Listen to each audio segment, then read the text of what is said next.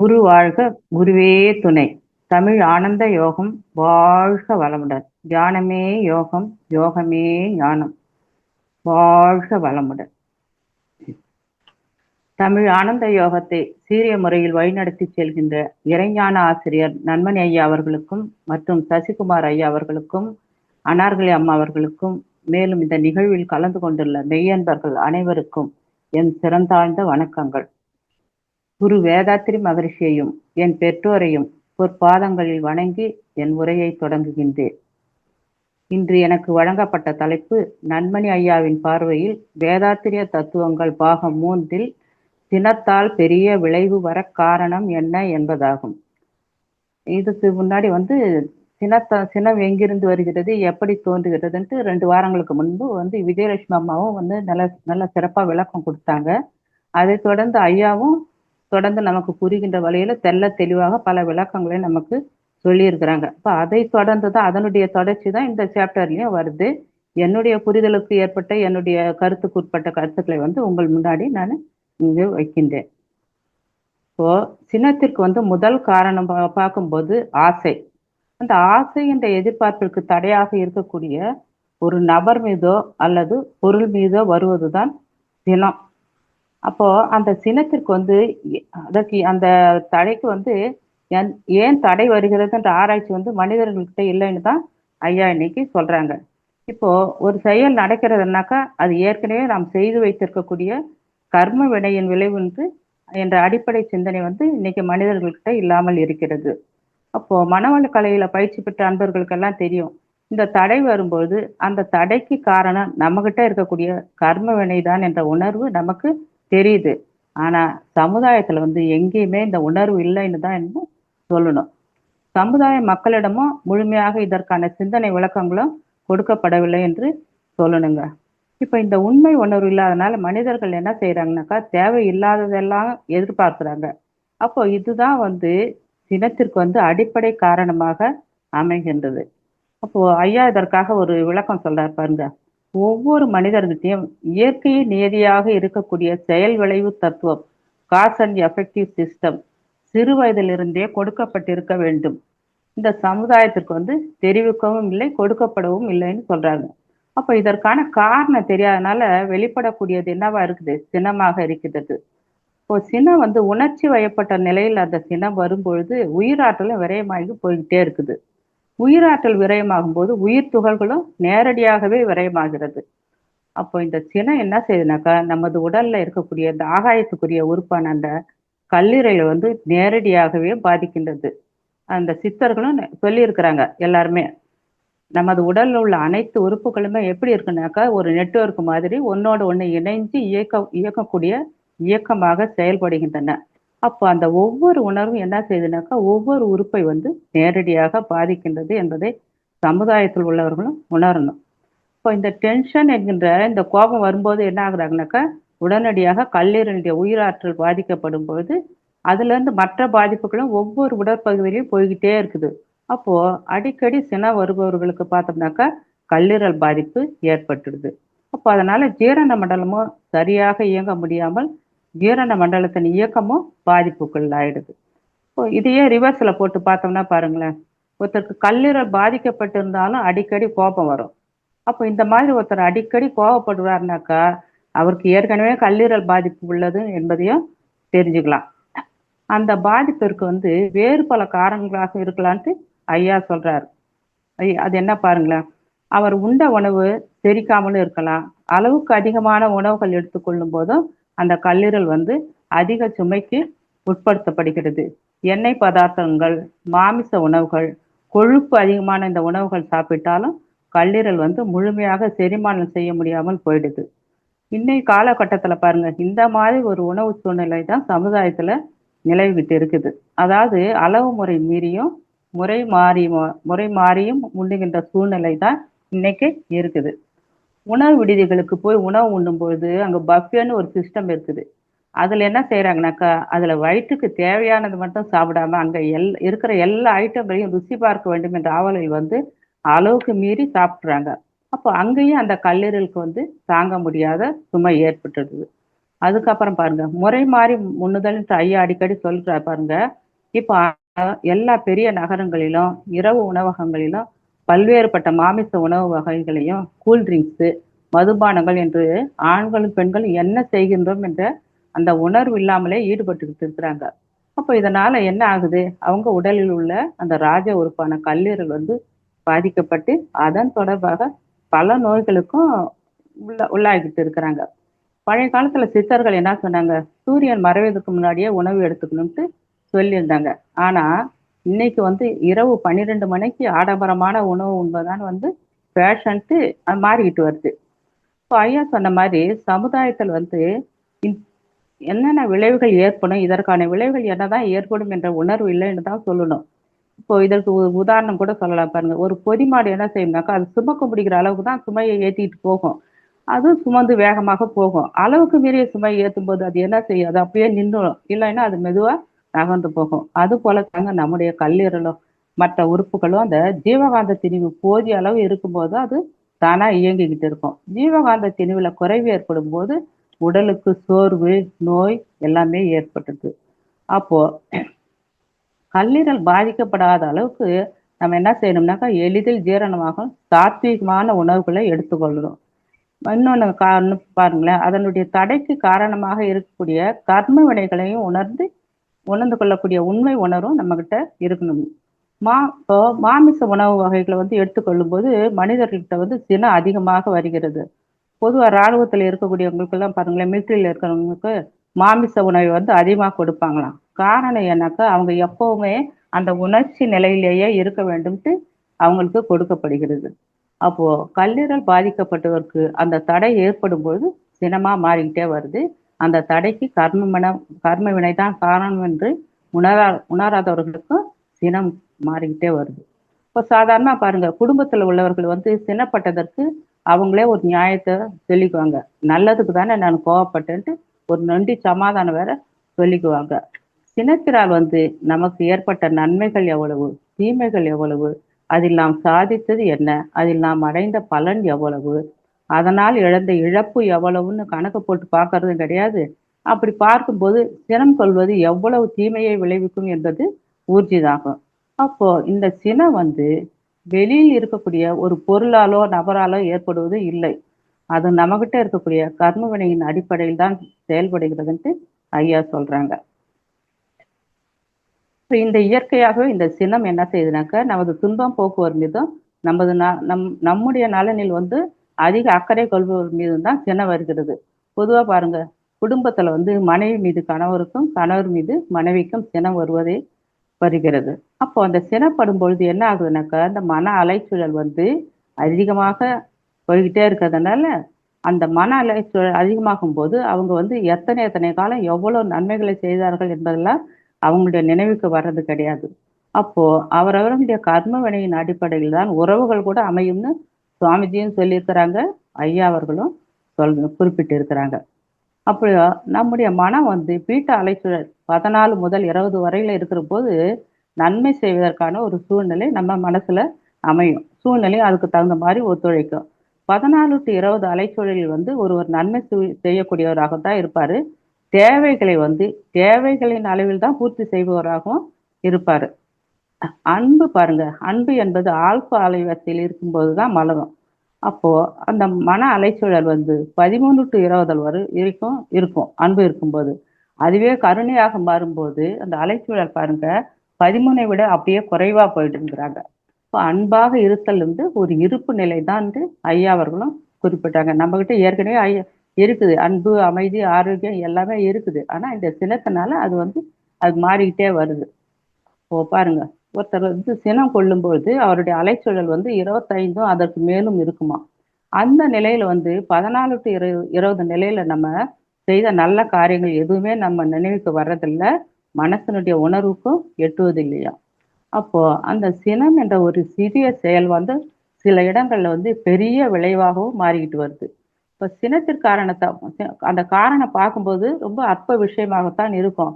ஆனா அது ஏற்படுத்தும் விளைவுகள் பாருங்க மிக பெரியதா இருக்குமா. ஒரு சிறிய செயலுக்கு எப்படி பெரிய விளைவு வரும். அதாவது எந்த ஒரு செயல் செய்தாலும் அதற்கு ஏற்ற தக்க விளைவு வருவது ஈக்குவலண்ட் அண்ட் ஆப்போசிட் ரியாக்ஷன் அதன் அடிப்படையிலானதுன்ட்டு ஐயா சொல்றாங்க. இப்போ இதற்கு உதாரணமா ஐயா அவர்கள் வந்து ஒரு அவருடைய அனுபவ உரையில ஒரு ஒரு உதாரணம் சொல்லியிருக்காரு. அதாவது ஒரு அன்பர் வந்து தன்னுடைய அனுபவத்துல நேரடியாக பார்த்ததாக சொல்லியிருக்காரு. எல்லாருக்குமே தெரியும். இருந்தாலும் இது வந்து திரும்பவும் ஒரு தடவை ரிப்பீட் கால் பண்ணும்போது நம்மளும் கொஞ்சம் அதுல உஷாரா இருந்துக்கலான்ட்டு பாருங்க. ஒரு பெண்ணினுடைய கணவர் வந்து செய்தித்தாள் வாசிச்சுட்டு இருந்தாராம். அப்போ அவருடைய மனைவி வந்து சூடா காஃபியை கொண்டாந்து கொடுக்குறாங்க. அவர் என்ன செய்யறாருனாக்கா அந்த காஃபியை வந்து அந்த செய்தித்தாள் வாசிக்க இன்ட்ரெஸ்ட்லயே என்ன செய்யறாருனாக்கா வாயில வச்சு சுட்டுக்கிறாரு. அப்ப அந்த மாதிரி வாயில வச்சு சுட்ட உடனே அவர் என்ன கேட்கிறாருனாக்கா, இவ்வளவு சூடா யாராவது கொண்டாந்து கொடுப்பாங்களா? காஃபி இந்த மாதிரி கொடுத்துருக்கீங்களே, நான் என்ன மனுஷனா மாடான்ட்டு அந்த அம்மா கிட்ட வந்து கத்துறாரு, காய்ச்சி மூச்சுன்னு கத்துறாரு. அப்போ பதிலுக்கு அவருடைய மனைவியும் என்ன செய்யறாங்கனாக்கா கத்துறாங்க. அப்படி என்ன பேப்பர் படிக்கிறது, பார்த்து குடிக்க வேண்டியதாட்டு இந்த அம்மாவும் கத்துறாங்க. அந்த மாதிரி பதிலுக்கு பதில் 2 பேரும் மாறி மாறி கோவப்பட்டு அந்த அம்மா கிச்சனுக்கு போயிட்டாங்க. போய் அங்க பாத்திரங்களை போட்டு லொட்டு லொட்டுன்னு போட்டு வைக்கிறாங்க. இவரு என்ன செய்யறாருக்கா, பேசிக்கிட்டே முகச்சவரம் செய்யறதுக்காக பாத்ரூம் போயிருக்கிறாங்க. அப்போ அந்த சமயத்துல இவங்க 2 பேருடைய மன அலைச்சூழல வேகமா போறதுனால 2 பேரையுமே பாதிக்கிறது. அப்போ இவர் என்ன செய்யறாருனாக்கா, தன்னுடைய நிலையை மறந்து முகத்தினை சேவிங் செய்யும்போது அப்படியே பிளேடால சிராய்ச்சிக்கிட்டு ரத்தம் வருது. அப்போ இதனாலயும் மேலும் கோபம் அடைந்து தன்னுடைய மனைவி கிட்ட என்ன சொல்வாருனாக்கா, உன்னால தானே எனக்கு இப்படி ஆச்சுன்னு சொல்லிட்டு சாப்பிடாம கூட அவரு ஆபீஸ்க்கு 2 வீலர்ல கிளம்பி போறார். அங்க போற வழியில அவருடைய அலைச்சூழல் வந்து மேல மேல போய்கிட்டே இருக்குது. 30 மேல போயிடுது. அப்போ எதிர வந்த வாகனங்களை கவனிக்காம இப்ப 2 வீலர்ல போனதுனால இவர் ஒரு லாரி மீது மோதி விபத்துக்குள்ளாயிடுறார். அப்போ அவர் கால்ல வந்து எலும்பு முறிவு ஏற்பட்டு மருத்துவமனையிலும் சேர்க்கப்பட்டிருக்கிறாங்க. இந்த விஷயம் அந்த அம்மாவுக்கு தெரிஞ்ச உடனே மருத்துவமனைக்கு போய் அவரை உபசரிச்சு பார்த்துக்கிறாங்க. ஆனாலும் அவருடைய கணவருடைய கோபம் வந்து தணியாமல் வந்து மனைவியை உதாசீனப்படுத்திக்கிட்டே இருக்கிறார். இப்போ மீண்டும் மீண்டும் 2 பேரும் பார்க்கும் போதெல்லாம் 2 பேருமே சின உணர்வையே அவங்க ஏற்படுத்திக்கிறாங்க. அதுக்கப்புறம் மருத்துவமனையில இருந்து 20 நாள் கழிச்சு இவரு வெளியில வந்த உடனே அவருடைய மனைவி மீதுல இருக்க அந்த வெறுப்புனால என்ன செய்யறாருனாக்கா, இன்னொரு பெண்ணை, அதாவது அந்த ஹாஸ்பிட்டல்லயே அவருக்கு பணிவிடை செய்த அந்த நர்ஸையே வந்து அவரு திருமணம் செய்துக்கிறாராம். இப்போ இந்த நிகழ்வுல இவ்வளவு பெரிய விளைவுகள் வருவதற்கு என்ன காரணம்னு முதல் காரணம் என்னக்கா, அந்த அவங்களுடைய மனைவி வந்து சூடா காஃபியை கொண்டாந்து கொடுத்ததுதான். அது ஒரு சின்ன அற்பமான விஷயம்தான். அந்த காரணம் தான் கடைசியில விவாகரத்து வரைக்கும் போய் முடிஞ்சதுன்ட்டு ஐயா சொல்றாங்க. இந்த மாதிரி தாங்க இன்னைக்கு சமுதாயத்துல சிறிய செயல்களினால் ஏற்படும் சினத்தினால் வந்து பெரிய பெரிய விளைவுகள்லாம் வந்துகிட்டே இருக்குது. இப்போ இதை போல சினத்தினால் வந்து குடும்பத்துல வந்து உறவுகளுக்குள் பிரச்சனை, அலுவலகத்தில் ஊழியர்களிடத்தில் தோன்றும் பிரச்சனைகள், மத பிரச்சனைகள், ஜாதி பிரச்சனைகள், கிராமங்களில் வயல்வரப்பு பிரச்சனைகள், சாலைகள் வந்து சாலைகளில் ஏற்படும் பிரச்சனைகள்னு அடுக்கடுக்கா சொல்லிக்கிட்டே போகலாம். இப்போ இதற்கெல்லாம் காரணம் என்னன்னாக்கா ஆசைகள். அந்த ஆசைகள் தோன்றும், ஆசைகளினால் ஏற்படும் எதிர்பார்ப்புகள். எதிர்பார்ப்புக்கு தடையா இருக்கும்போது சினமும் ஏற்பட்டுச்சு. இந்த சினத்தை வந்து எப்படி வெல்லலாம்ட்டு மகரிஷி குரு அவங்க நமக்கு பயிற்சிகள் செய்ய சொல்லி சொல்லியிருக்கிறாங்க. பயிற்சி செய்வதற்கு முன்னாடி துரியோதவன் செய்துட்டு செய்யும்போது நம்முடைய மன அலைச்சூழல் வந்து குறைந்த அலைவரிசைக்கு போயிடுறதுனால அப்போ அதனை வந்து சரியாக செய்து அதற்கான சங்கல்பங்களையும் நம்ம எடுத்துக்கலாம். அப்போ அந்த மாதிரி சங்கல்பம் எடுக்கும்போது நமக்கு நன்மை செய்தவருடைய உணர்வையும் அதனால நம்ம பெற்ற பலனையும் இணைத்து பார்த்து நம்ம தெரிந்து கொள்ள முடியும். இப்போ மனத்தில் உண்டாக அந்த குறைவான அலைவரிசையில் வந்து இத்தனை நன்மை செய்த இவர்கிட்டயா நம்ம கோவப்பட்டோம் என்ற அந்த உணர்வு கூட தட்டும். அப்போ அந்த உணர்வோட இவர்கிட்ட இனிமே நான் கோபமே கொள்ள மாட்டேன்ட்டு சங்கல்பம் செய்து அந்த சினத்தையும் தவிர்த்துக்கலாம். இதைத்தான் வந்து வள்ளுவர் கூட சொல்றாரு, செல்லும் இடத்தில் தானே அதிக சினம் வருகிறது. நம்ம சினத்தை வந்து எங்க காட்ட முடியுமோ அங்க மட்டும்தான் அதிக கோபம் கொள்றோம். ஒரு குடும்ப தலைவர் தன்னுடைய மனைவிட்டையும் பிள்ளைகள்கிட்ட மட்டும்தான் அந்த அதிகமா சினம் கொள்வார். அலுவலகத்துல தன்னை விட மேலதிகாரியிடம் சினத்தை காட்ட முடியாது. இதைத்தான் திருவள்ளுவர் எப்படின்னா சொல்றாரு,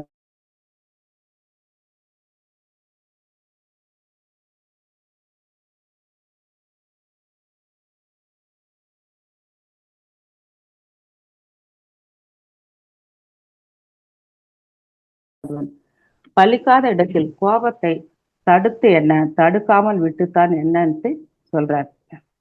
சினம் ஆற்று இன்னொரு குறள்ல பாருங்க, சினம் என்னும் சேர்ந்தாரை கொல்லி இனம் என்னும் ஏம புனைய சுடும் என்று இன்னொரு குறளையும் சொல்லியிருக்கிறார். சினத்தை வந்து எதுக்கு சமமா சொல்றாருனாக்க நெருப்புக்கு சமமா சொல்றார். நெருப்பு என்ன செய்யுதுன்னாக்கா தண்ணியும் அழிச்சிடும், தன்னை சுற்றியுள்ள அனைத்து பொருள்களையும் அழிச்சிடும். அதுபோல தாங்க இந்த சினம் வந்து சினம் கொள்பவரையும் அழித்து விடும். அவரை சுற்றியுள்ள அனைவரையும் அழித்து விடுவதாக சொல்றாரு. அப்போ எந்த அலைவரிசையில நம்முடைய மனம் இருக்கிறதோ, அந்த அலைவரிசையில உள்ள கர்மவினை பதிவுகள் எழுச்சி பெற்று வரும். ஆல்பா அலைவரிசையில வந்து எந்த ஒரு கர்மவினை பதிவுகளும் எழுச்சி பெறாதுன்ட்டு ஐயா சொல்றாங்க. இப்போ இதுல நம்முடைய சூழ்நிலையில என்னுடைய புரிதலுக்கு தெரிஞ்ச கருத்து பாருங்க. நம்முடைய வீடும் சுற்றுச்சூழலும் தூய்மையாகவும், அமைதியாக இருக்கும்போது நம்முடைய மன அலைச்சூழல் வந்து குறைஞ்சிருக்குது. அதே நம்முடைய வீட்ல இந்த பொருள்கள்லாம் வந்து தூய்மையாக, ஒழுங்கா அடுக்கி வைக்கப்பட்டு, அந்த கழிவறைகள் கூட சுத்தமா இருக்கும்போது, நம்முடைய மனதிற்கு வந்து ஒரு நிறைவு, மகிழ்ச்சி ஏற்படுகிறது. நம்முடைய மன அலைச்சூழல் வந்து குறைந்து காணப்படுகிறது. அதுவே பொருள் எல்லாம் தாறுமாறா தூய்மை இல்லாமல் இருக்கும்போது, மனம் வந்து கடுகடுப்பாக மாறி சினமா ஏற்படுகிறது. இது போல தாங்க நம்முடைய சுற்றுப்புறம், சாலைகள் அனைத்தும் ஒழுங்காகவும், தூய்மையாகவும் இருக்கும்போது, நம்முடைய மன அலைச்சூழலும் குறைந்திருக்கிறது. இன்னொரு உதாரணம் கூட பாருங்க. நான் வந்து இதை பெருமைக்காக சொல்லல. அதாவது நம்முடைய மன அலைச்சூழல் வந்து எங்கெல்லாம் குறைவாகுது, எங்க அதிகமாகிறது என்பதற்கு ஒரு உதாரணம் பாருங்க. நாங்க ஒரு 8 நாள் ஸ்ரீலங்கா டூர் போயிருந்தோம். அந்த நாடு வந்து நம்முடைய நாட்டை விட இந்த பொருளாதாரத்துல பின்தங்கிய நாடு தான். இருந்தாலும் அங்க இருந்த இயற்கை சூழ்நிலை, சாலைகளின் ஒழுங்கு, சாலை விதிகளை மதித்து அவர்கள் பயணம் செய்யும் விதம் எல்லாமே நம்ம மனச வந்து அப்படியே ஈர்க்குது. அதேபோல சாலைகள்லயும், பொது இடங்கள்லயும் ஒரு சின்ன குப்பைய கூட பார்க்க முடியலங்க. கோயிலுக்குள்ள கூட போனோம்னாக்க ஒரு பிச்சைக்காரர் கூட ஒருத்தர் கூட கிடையாது. எல்லாருமே உழைச்சு சாப்பிடுறாங்க. மக்கள் வந்து தூய்மை தூய்மை, ஒழுங்கை வந்து அப்படியே நேர்மையா கடைபிடிக்கிறாங்க. அங்க பயணம் செய்த அந்த 8 நாட்கள்ல வந்து எங்களுக்கு வந்து ஒரு சின்ன சாலை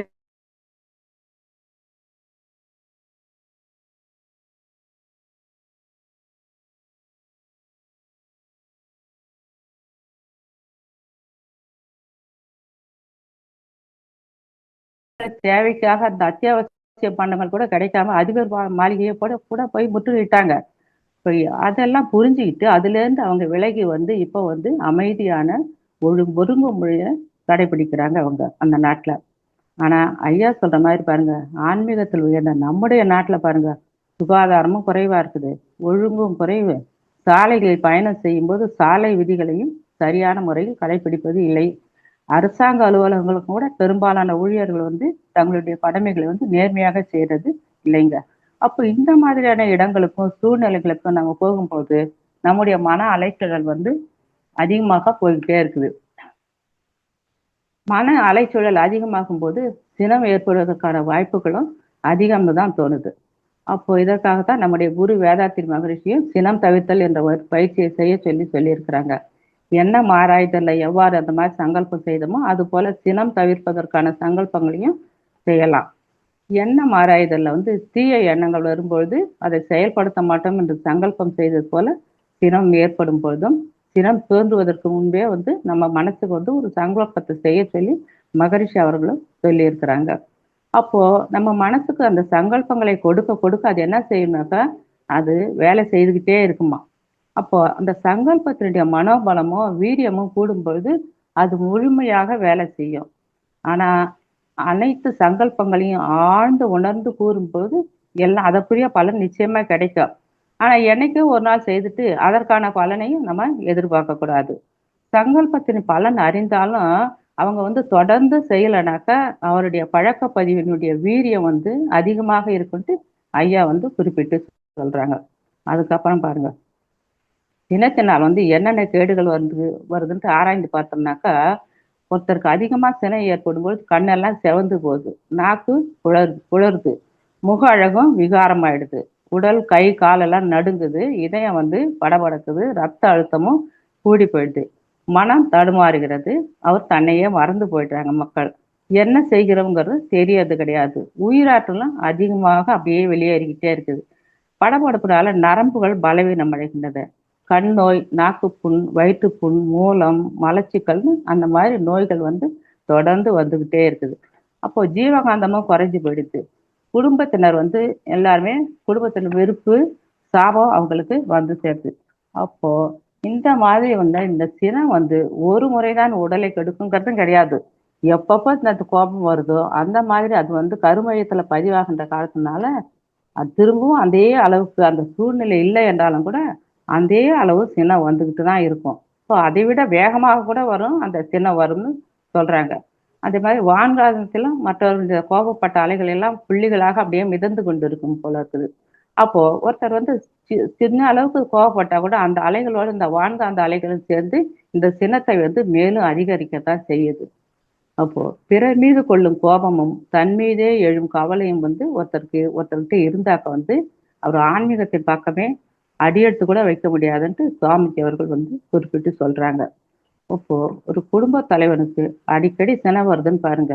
அப்போ அப்போ அவருடைய மனைவி மக்கள் மனநிலைகள் வந்து அதனால பாதிக்கப்படுறாங்க. அவர்கள் வந்து சோகம் கப்பிய முகத்தோட இருக்கிறாங்க. இப்போ அவர்களது மன வலிமையும் குன்றி போகுது. அவர்கிட்ட வந்து அந்த பிள்ளைகளும் வந்து அந்த தகப்பனை பார்த்து சிடுமூஞ்சிகளாக மாறிடுறாங்க. அந்த பிள்ளைகளும் சீக்கிரத்துல சினம் வயப்படும் அளவுக்கு பலவீனத்தை பெற்று விடுகிறார்கள். அப்போ இந்த அளவுக்கு ஒரு குடும்பத்துக்கு அந்த சினம் வந்து அது தன்னுடைய ம், செயலை செய்துகிட்டு இருக்குது. இப்போ விலங்குகளுக்கு சினம் வந்தால் வந்து பல்லையும் நகத்தையும் மட்டும்தான் பயன்படுத்தும். ஆனா மனிதனுக்கு சினம் வந்தால் பாருங்க, கை கால்கள் மட்டுமின்றி அறிவாலும் செயல்படுறான். அப்ப இந்த சினம் தாங்க மற்றவர்களையும் பழிவாங்கும் செயல்களாகவும் அப்படியே மாறிக்கிட்டு வருது. இந்த சினம் வந்து நாட்டுக்கு நாடு ஏற்படும் பொழுது பெரிய போராகவும் மாறிக்கிட்டு வருது. இப்ப அறிவினால் கண்டுபிடித்த அணுகுண்டு உட்பட பல வகை ஆயுதங்களையும் மனுஷன் வந்து உபயோகிக்கிறான்.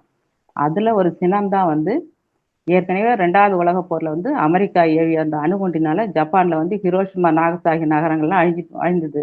இன்னைக்கு வரைக்கும் அந்த மக்களுடைய உருவ வளர்ச்சி வந்து தடைப்பட்டுக்கிட்டு தான் இருக்குது. இதே போலதான் ஒரு 4 ஆண்டுகளாக ரஷ்யா உக்ரைன் போரும் நடந்துகிட்டு இருக்குது. இப்போ அதனுடைய தொடர்ச்சியாக பாருங்க, இப்ப ஈராக், அமெரிக்கா, இந்த இஸ்ரேல் போர் வந்து நடந்துகிட்டு இருக்குது. 3ஆம் உலகப் போருக்கு ஒரு வித்திட்ட மாதிரி அந்த எதனாலனாக்க எல்லாமே ஒரு சினம்தான், பேராசை தான். நம்ம அடுத்தவங்க நாட்டை அதிகமாக பிடுங்கணுங்கிற ஒரு அந்த ஆசையினால வந்து போர்களாக மாறிக்கொண்டிருக்கிறது. அப்போ அதுல ஒரு தீவிரவாதிகள் சினம்தான் நம்முடைய நாட்டிலுமே வந்து காஷ்மீர் குண்டுவெடிப்பு, டில்லி செங்கோட்டை அருகே மனித குண்டு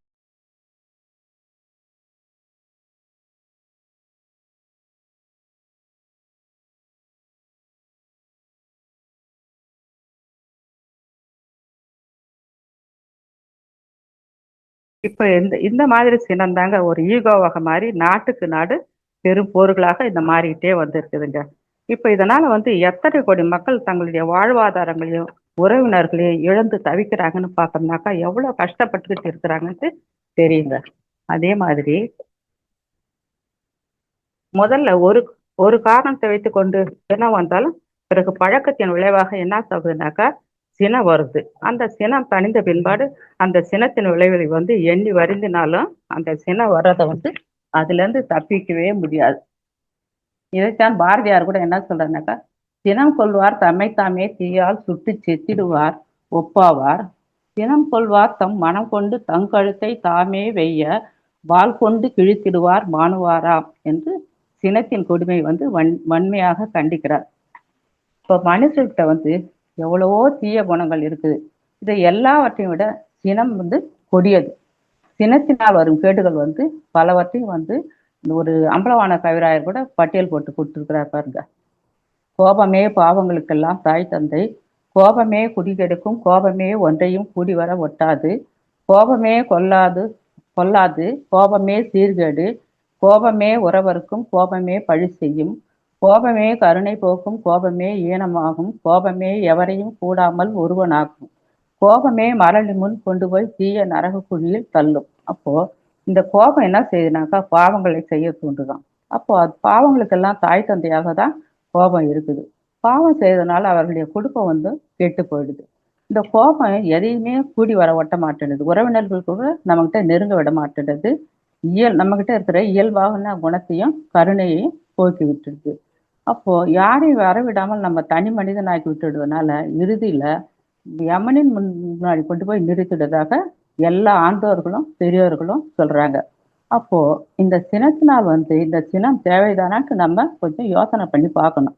இப்ப இந்த சினத்தினால் வந்து மன அலைச்சூழல் வந்து 20, 30ன்ட்டு இந்த உயர்ந்துகிட்டே போய்கிட்டே இருக்குது. அந்த சுழற்சி வேகம் அதிகரிக்க அதிகரிக்க என்ன ஆகுதுனாக்கா உயிராற்றலும் செலவாகுது.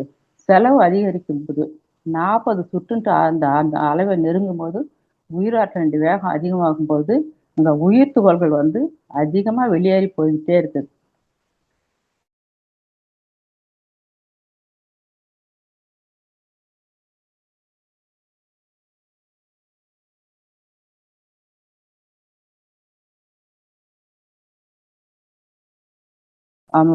மகரிஷி கொடுத்த நம்ம குருஜி கொடுத்த தவத்தின் மூலமும் தற்சோதனைகள் மூலமும் சினம் தவிர்த்தல் என்ற பயிற்சிகளின் மூலமும் நாம் நம்மை ஒழுங்குபடுத்திக் கொண்டு நம்மையும் அமைதிப்படுத்திக் கொண்டு குடும்பத்தில் உள்ளவர்களையும் அமைதிப்படுத்தி செம்மையான வாழ்வுக்கு வழிவகுப்போம் கூறி என்று என்னுடைய உரையை கூறி நன்றி கூறி முடித்துக் கொள்கின்றேன். என்னுடைய உரையை கேட்ட அனைவருக்கும் என்னுடைய நன்றியை கூறிக்கொள்கின்றேன். மேலும் ஒரு நன்றியை கூறிக்கொள்கின்றேன். அதாவது தினமும் வந்து ஐயா வந்து அதிகாலையில தவமும் சிந்தனை உரையும் கொடுத்துட்றாங்க. அதுக்கப்புறம் மாலையில ஒவ்வொரு நாளும் தவமும், அதுக்கப்புறம் மூத்த பேராசிரியர்களை கொண்டு தத்துவ விளக்கங்கள், மருத்துவ ஆலோசனைகள், அக்குபஞ்சர் விளக்கங்கள், ஆரோக்கியம் பற்றிய இந்த உரைகள், முத்திரை பற்றியெல்லாம் சொல்லும்போது எல்லாத்தையும் சொல்லி நமக்கு வந்து நம்ம எல்லாம் வந்து செம்மைப்படுத்தி கொண்டிருக்கின்ற இந்த தமிழ் ஆனந்த யோகத்திற்கு என்னுடைய நன்றியை கூறிக்கொண்டு என்னுடைய உரையை முடித்துக் கொள்கின்றேன். வாழ்க வையகம், வாழ்க வையகம், வாழ்க வளமுடன். நன்றிங்கம்மா, நன்றிங்க ஐயா, வாழ்க வளம்.